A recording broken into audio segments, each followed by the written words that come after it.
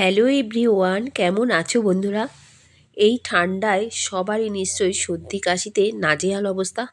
আমারও না ঠিক একই অবস্থা, সর্দি কাশিতে একদম নাজেহাল। তাই গলার ভয়েস শুনে নিশ্চয়ই বুঝতে পারছো। তাই তোমরা একটু ম্যানেজ করে নিও প্লিজ।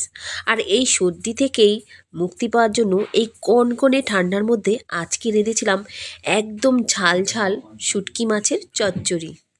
এই শুটকি মাছের চচ্চড়ি রান্না করার জন্য মাছটা তো সকালে ঘুম থেকে উঠেই আগে ভালো করে কেটে ঠান্ডা জলে ভেজাতে দিয়ে দিয়েছিলাম।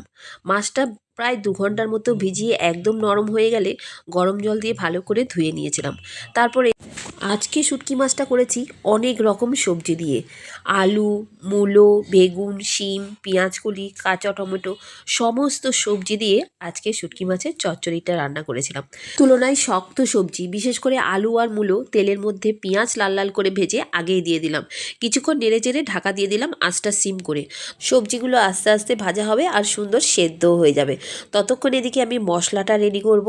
দেখো আরেকটু নাড়িয়ে চাড়িয়ে দিলাম, ততক্ষণে মশলাটা রেডি করব। আদা, রসুন, কাঁচা লঙ্কা, পেঁয়াজের পেস্টের মধ্যে বেশ 1 চামচ লাল লঙ্কা দিয়ে দিলাম। অনেকটাই লঙ্কা দিয়েছি কারণ কাঁচা লঙ্কাটা অতও ঝাল না, বেশ ঝাল ঝাল হবে। তার জন্য আমি অনেকটাই লঙ্কা দিয়েছি। জিরের গুঁড়ো, হলুদের গুঁড়ো, পরিমাণ মতো নুন দিয়ে মশলাটা ভালো করে সবজি সমেত কষিয়ে নিলাম। মশলাটা যখন একদম কষে গেছে, ওই ওপর থেকে লোটে শুটকিটা দিয়ে দিলাম। দিয়ে আবারও নেড়ে চেড়ে একদম সিম করে আবারও ঢাকা দিয়ে দিলাম। এবার মাছ সমেত সবজি সমেত সেদ্ধ হোক। সেদ্ধ তো অনেকটাই হয়ে গেছে। তারপরে ওই যে তুলনায় নরম সবজিগুলো, বিশেষ করে শিম আর বেগুন এবার দিয়ে দিলাম। আবারও নাড়িয়ে চাড়িয়ে তারপর আবারও কিছুক্ষণ ঢাকা দিয়ে দিলাম যাতে সবজিগুলো একদম মজে যায়। যখন দেখলাম একদম সেদ্ধ হয়ে গেছে, শুটকি মাছও নরম হয়ে গেছে, কাঁচা টমেটোটা ওপর থেকে দিয়ে দিলাম। কাঁচা টমেটো কারণ আগে থেকে দিলে একদম গলে যেত আর খুঁজে পাওয়া যেত না। এই শুটকি মাছে কাঁচা টমেটো খেতে আমি ভীষণই ভালোবাসি।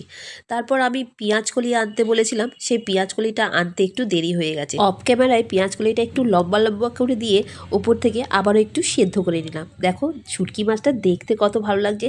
এই কনকনে ঠান্ডায় এই ঝাল ঝাল শুটকিটা খেতে জাস্ট ফাটাফাটি লাগে। তো ভিডিওটা ভালো লাগলে অবশ্যই একটা লাইক করে দিও। সবাই ভালো থেকো, টাটা।